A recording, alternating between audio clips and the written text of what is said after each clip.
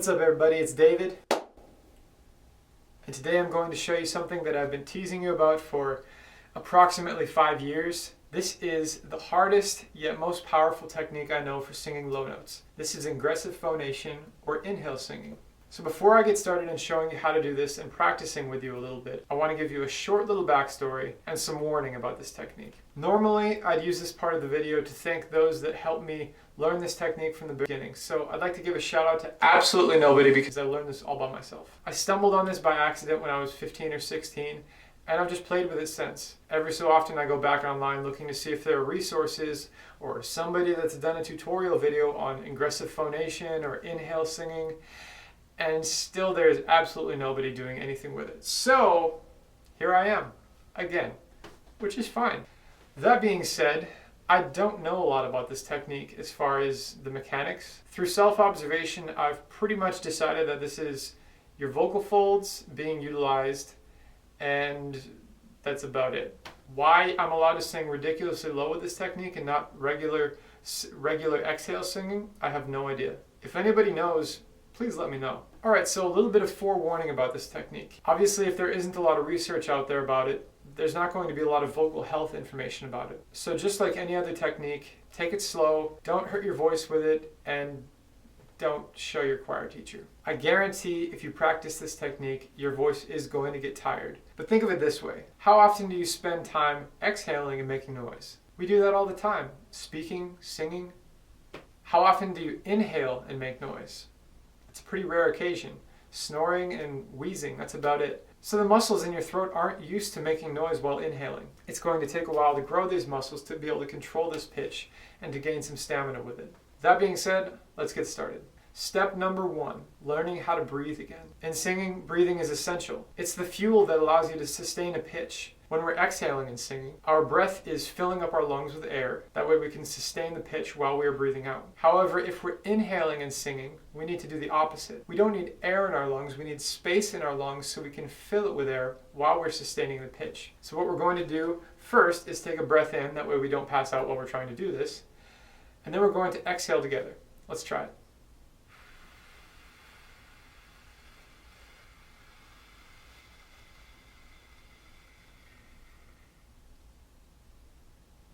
Not too hard, right? You just have to remember to do that every time you want to sing a pitch while inhaling. Just make it your second nature. So we've got the breathing down. The next step is making a noise or a pitch. It's pretty foreign to make a noise while inhaling. However, there's something very common that all humans can do that is Ingressive phonation. A gasp. So what we're going to do is take a breath, or an exhale, and then we're going to gasp. But we're going to sustain that gasp so that we can make a pitch out of it. Let's try it. Step 1, breathe in so we don't pass out. Step 2, breathe out to make space in our lungs so we can sustain this pitch. Step 3, gasp, but sustain it. And there you go, your first inhaled pitch.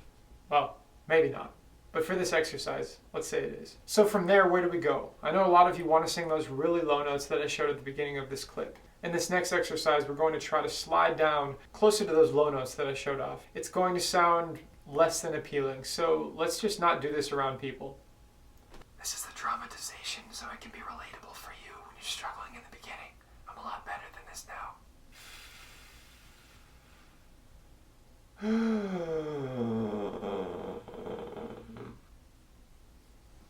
Yeah, it sounded terrible. So, at the very end of that, you could hear a little bit of groggly grumbling, and those are probably first octave pitches trying to creak their way through. But we just have to find them and be able to sustain them. Try practicing that slide down from a gasp a few times until you can feel and memorize where the place in your voice is, where those low notes end on.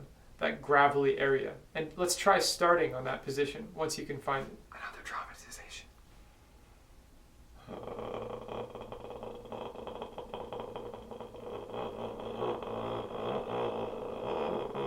Also sounds terrible. Please still don't do this around people. Alright, so where can we go from there? It sounds nasty, it's not really good for anything, but it's a start. If you can make some remnant of a pitch appear, you can get the pitch down. I guarantee it. And if you can get that pitch down, you can get the one above it and the one below it, and keep expanding from there, so on and so forth. Here's kind of what it sounded like for me as I progressed from a groggly grumble into something that was a real pitch.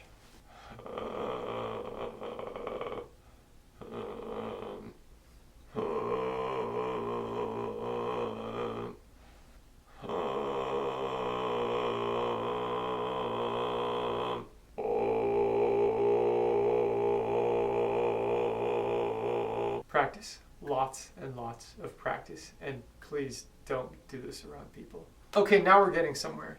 If you can sustain a pitch like that, I guarantee you can find the pitch below it and above it and keep expanding your range. That should be a good amount of practice and exercise for a lot of you to get started on while you're first playing with this technique. However, I know a lot of you are going to come back to this video in the future with a bit more practice and experience under your belt, looking for some more things to get better with. Here's an exercise that I found to combat a problem that I had with my voice while trying to inhale sing. Just like while exhale singing, I found breaks in my voice, or transition spots where the notes didn't really want to fall into place. For me, one of those notes was a D2. I could try and focus as hard as I wanted, but I couldn't get the D2 to stick in place. It felt like I was trying to balance a car on top of a pencil lead. So to combat this, I used basically the same exercise I used to smooth out other transitions in my voice, like between chest voice and falsetto, a glissando. And for this, I specifically chose an octave glissando just to keep things neat. Here's what that sounds like.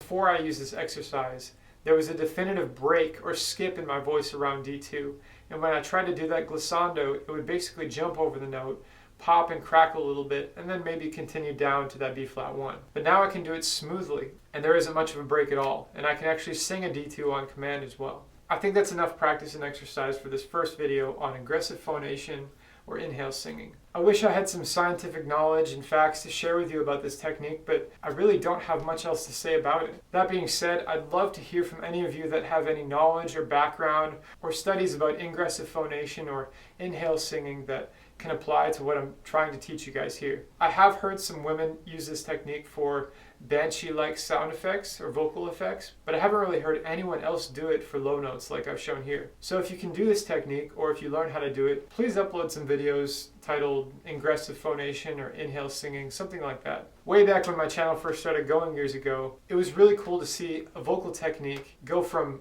being unknown to something that pretty much every bass knows about now. Maybe we can make that happen with this technique as well. I'd love to hear what you all have to say about this one, and I'd love to see some of you try this as well. Until next time. Take care.